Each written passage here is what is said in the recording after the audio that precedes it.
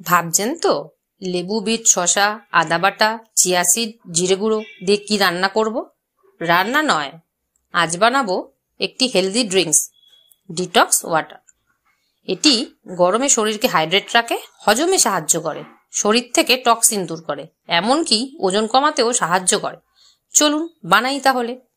লেবু গোল গোল করে কেটে নিলাম, বিটের খোসা ছাড়িয়ে নিলাম। এরপর একে একে বিট, শসা গোল গোল করে কেটে নিয়েছি, আদা বাটা নিয়ে নিয়েছি।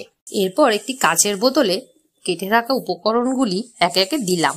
তারপর আদা বাটা দিলাম। আপনারা আদা বাটার বদলে আদাটা চাকা চাকা করে কেটেও দিতে পারেন। তারপর 1 চা চামচ করে চিয়া সিড আর জিরের গুঁড়ো অ্যাড করলাম।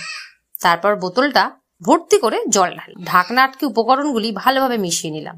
এবার ফ্রিজের পাল্লায় রাতভর এটাকে রেখে দেবো। সকালে ডিটক্স ওয়াটার একদম রেডি হয়ে যাবে। যাদের হাতে সময় কম তারা অন্তত 2 ঘন্টা ফ্রিজে রেখে দেবেন, তাহলেও চলবে। এবার অফিস যাব, বেরোনোর আগে 1 গ্লাস খেয়ে নি। আর এই বোতলটাও ভরে নিলাম, অফিসে নিয়ে যাব তো। দেখি কেমন হয়েছে। শান্তি। আর বাকি অর্ডারটা তাহলে রইলো বরের জন্য।